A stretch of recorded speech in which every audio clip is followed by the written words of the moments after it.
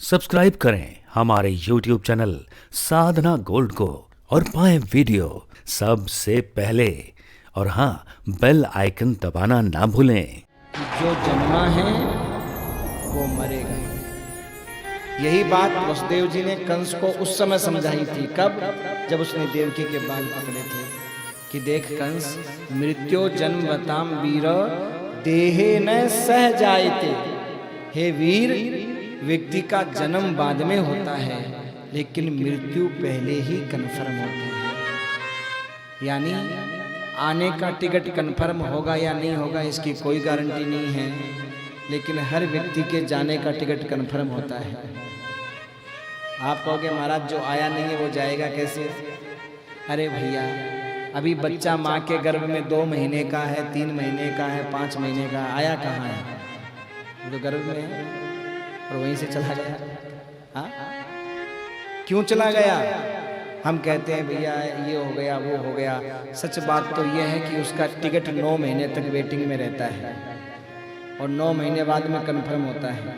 किसी किसी का 7वें में कंफर्म हो जाता है, किसी किसी का 8वें में कंफर्म हो जाता है। ऐसा भी कई बार होता है, पर मोटा मोटी 9 महीने में टिकट कंफर्म होता है। जिसका टिकट कंफर्म हो गया वो तो संसार में आ जाता है, और जिसका नहीं हो जाता उसका टिकट कैंसिल, वहीं से लौट जाता है, नहीं आता।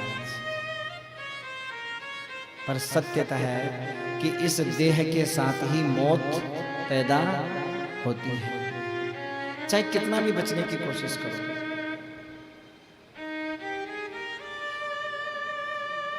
ये मौत जहां जिस स्थान पर जैसे लिखी है वैसे आनी। एक बार क्या हुआ,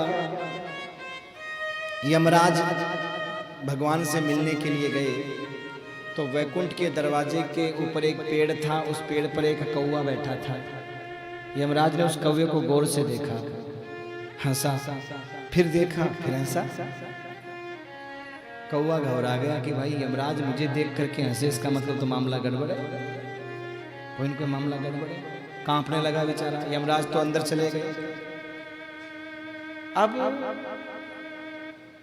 थोड़ी देर बाद में गरुड़ जी आए तो कौवा कांप रहा था। गरुड़ जी पक्षियों के राजा हैं, तो राजा जी की शरण में आया। अरे क्या हुआ? राजा जी मामला गड़बड़ हो गया। क्या? यमराज मुझे देख के हंस रहा था। तो क्या हुआ? मुझे बहुत डर लग रहा है। डर मत, चल मेरे पंखों पे बैठ, तुझे 7 समुद्र पार छोड़ के आता हूँ। क्यों डरता है? और गरुड़ जी उसको 7 समुद्र पार छोड़ के आ गए, और छोड़ करके जैसे थोड़ा सा टाइम, 2-4 मिनट में छोड़ के आ गए। इतनी तीव्र गति है उनकी, 7 समुद्र पार छोड़ करके आ गए। वापस जब आए तो यमराज भगवान के दरवाजे से बाहर निकल रहा था और उस पेड़ पर बार बार देख रहा था। गरुड़ जी ने कहा क्या देख रहे हो? बोले यहाँ एक कौवा बैठा था। बोले आपकी पहुंच से दूर भेज दिया उसको, नहीं मिलेगा आपको, बहुत दूर छोड़िए। कहाँ? बोले 7 समुद्र पार। अब तो महाराज यमराज जोर जोर से हंसने लग गए। अरे वाह विधाता, तेरा लेख वास्तव में नहीं मिट सकता। बोले क्या हुआ? बोले महाराज मैं जब गया था ना तो मैंने उस कौवे के माथे पे लिखा देखा, थोड़ी देर बाद में ये 7 समुद्र पार मरेगा। मैंने सोचा है तो जिंदगी 7 जन्म में 7 समुद्र पार नहीं जा सकता। विधाता का लेख ये झूठ होगा आपकी बात, पर मुझे क्या पता था कि आप आओगे और 7 समुद्र पार छोड़ करके आओगे उसको।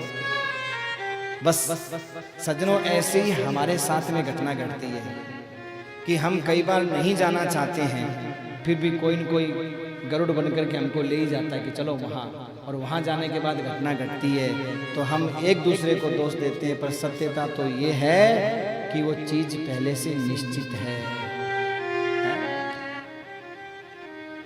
जो जहां है वहां अपने आप खींच करके महाराज वो चीज आ जाती है, ले जाती है। जहां वो कहते हैं ना, दाना पानी परशुराम हाथ पकड़ ले जाए।